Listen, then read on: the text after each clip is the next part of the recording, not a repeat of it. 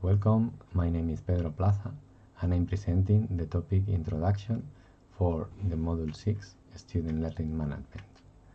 This content has been prepared by Blanca Quintana, Arugia Peixoto, Manuel Castro, Elio San Cristobal, Antonio Menacho, Manuel Blázquez, Sergio Martín, Guillermo Motella, and me. This topic contains the learning management, getting data from learning experiences, analyzing the acquired data, improving the educational content, and also the conclusions for this topic. The learning management system is designed to assist the teaching learning process. There are two main characteristics for this tool. The first is it allows to us to evaluate the knowledge acquired and evaluate the quality of the educational content. With this tool, we are able to get in the data, analyzing the data, and improving the educational contents. When we are getting data from the learning experiences, it's important to do this at the beginning, during the educational experience, and at the end.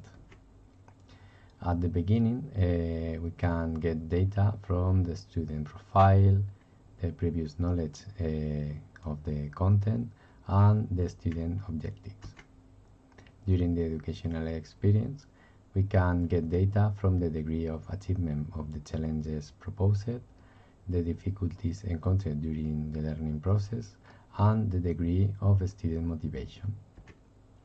And at the end, we can acquire data from the knowledge acquired, the objectives achieved by the students, and finally the student assessment of the quality of the content.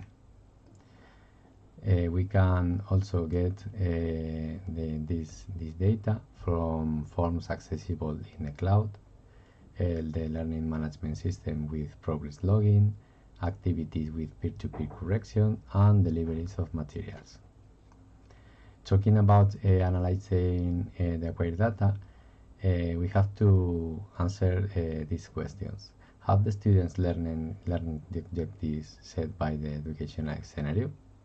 What difficulties have the student encountered through the learning process? And what aspects have been the best during the learning process? And we can also include answers to the following questions. On what aspects it's important to concentrate, what are we doing well, what could we do differently, what should we focus on, how can we apply this new information to improve the student learning, and what will our next goals be. For improving the educational contents, it's important to know that the students learn the objectives set by the educational scenario.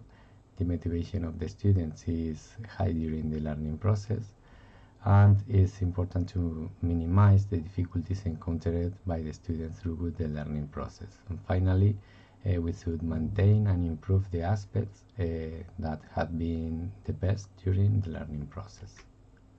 As the conclusions for this topic, we have the data acquisition during the learning process. We should analyze the data to assess the student learning and the educational scenarios, and it's important that we continue improvement of educational contents. Thanks for your attention, and I hope you enjoy this content.